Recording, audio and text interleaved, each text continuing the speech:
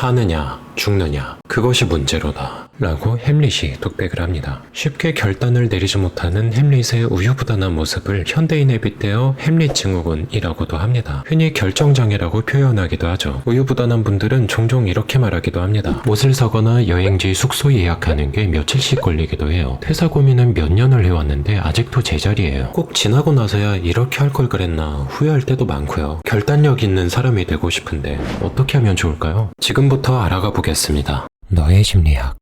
잘 오셨습니다. 환영합니다. 바로 본론으로 들어가서 결정이 어려운 이유를 설명해 볼게요. 예를 들어 인터넷으로 옷을 산다고 해보겠습니다. 셔츠를 검색했더니 수십 개의 사이트와 브랜드가 나와서 너무 혼란스럽습니다. 이런 상황에서 세상에는 딱 두 가지 부류의 사람이 있는데요. 만족자와 만족 극대화자로 나눠보겠습니다. 먼저 만족자는 한 3번째쯤 살펴본 브랜드에서 적당히 만족스러운 물건을 선택하는 사람들입니다. 예를 들어 옷을 살 때 고려사항이 가격, 디자인, 사이즈라고 했을 때 만족자는 그 기준을 충족시키면 그 이상의 검색을 포기하고 그 자리에서 구매를 합니다. 그러나 만족 극대화자는 다릅니다. 적당히 기준에 충족되는 옷을 찾았더라도 어딘가에 더 만족스러운 옷이 있지 않을까 미련이 남습니다. 예를 들어 예산으로 생각했던 10만원 그리고 무난한 디자인, 적당한 사이즈라는 기준이 충족되더라도 혹시라도 같은 조건에서 조금이라도 더 예쁜 옷이 있지 않을지 검색을 멈추지 않습니다. 만약 조금 더 예쁜 옷을 찾아냈다면 이제부터는 10,000원이라도 더 싼 옷을 찾기 위한 검색의 시간이 시작됩니다. 이 과정에서 전혀 계획에도 없던 다른 옷이 눈에 들어오기도 합니다. 수많은 옷을 비교한 끝에 그야말로 완벽한 옷을 찾아냈더라도 막연하게 의심이 생기기도 합니다. 이렇게 괜찮은 옷이 이 가격에 나왔을 리가 없지. 분명히 하자가 있을 거야.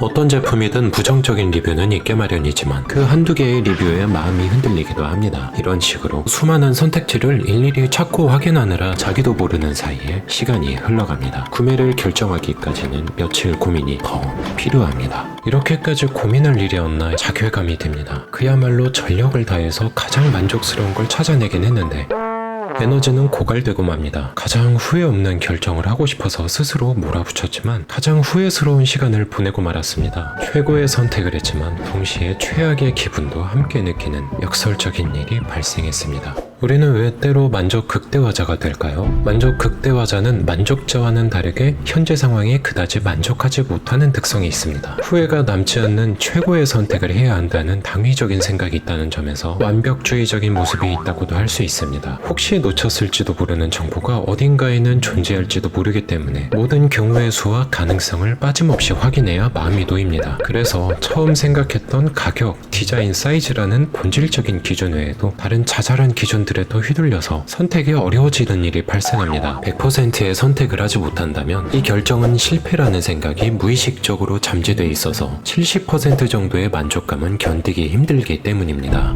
이처럼 완벽주의의 가장 큰 특징인 흑백 사고가 자신도 모르게 내면에 자리하고 있었습니다. 이렇게 극단적으로 생각을 하고 있으면 선택의 순간이 돌덩이처럼 무겁지 않을 수 없습니다. 지나치게 신중한 우유부단한 모습은 이러한 심리적 과정을 통해 나오게 됩니다.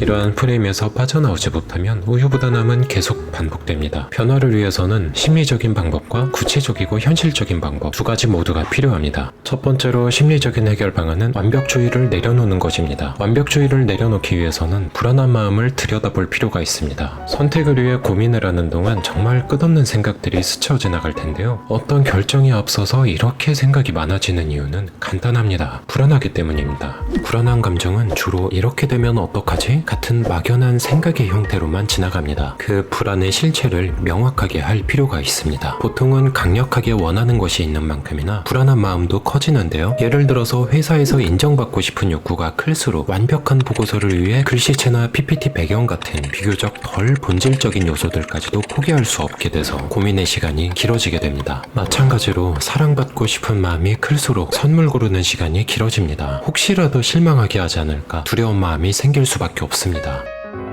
햄릿 증후군은 이렇게 사랑받고 싶은 욕구, 인정받고 싶은 욕구와도 같은 내면의 가장 본질적인 욕구와 관련이 있을 가능성이 높습니다. 결정과 선택이 어려운 성격적인 특성이 단순히 물건을 잘 고르는 것을 넘어서 인생에 다차원적으로 영향을 줄 수도 있는 이유입니다. 이 막연한 불안감들이 합리적인 건지 아니면 단 1%의 부정적인 가능성을 염두에 두고 과하게 불안해하는 건 아닌지 자신의 마음을 들여다볼 필요가 있습니다. 그렇지 않다면 최고의 선택이라는 불가능한 불가능한 환상을 꿈꾸며 우유부단해지는 일이 발생합니다. 사람은 언제나 불가능한 것을 실현하려고 할 때 고통받습니다. 그래서 마음의 평화를 위해서는 적당히 70% 정도에서 만족하는 습관이 필요합니다. 두 번째로 보다 더 단순하고 직접적인 방법도 소개하려고 합니다. 고려하고 있는 선택지들의 장단점을 적어보는 겁니다. 먼저 가벼운 것부터 시작해본다면 옷을 살 때는 이렇게 정리해볼 수 있습니다. 어떤 점을 선택하고 어떤 점을 포기할지 한눈에 정리하고 각각의 비중을 점수로 적어볼 수도 있습니다. 인생에서 조금 더 중요한 고민을 할 때도 이렇게 정리를 해놓고 보면 어떤 부분에서 심리적인 갈등이 생기는지 알 수 있습니다. 끝없이 이어지는 목적 없는 생각들과 막연한 불안감 대신에 구체적으로 어떤 포인트를 고민하는 중인지 볼 수 있게 됩니다.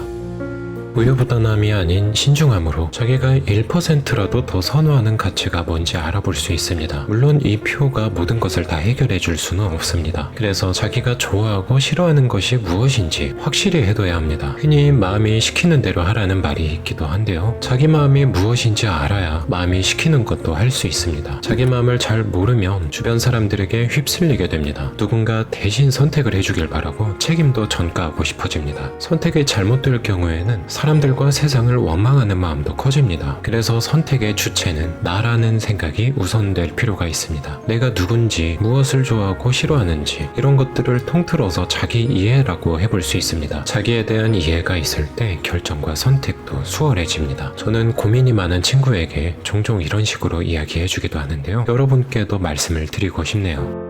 어떤 결정을 하든 나중에 돌아보면 그 결과는 크게 차이는 없을 거야. 정말이야. 그러니까 너무 불안해하지 않아도 괜찮아. 세상이 불확실한 것들로 가득하니까 고민되는 것도 당연하긴 한데 만약 잘못되더라도 나중에 충분히 수습할 수 있을 거야. 결정을 대신해줄 순 없어도 같이 고민해줄 테니까 적당히 자신감 가져도 돼.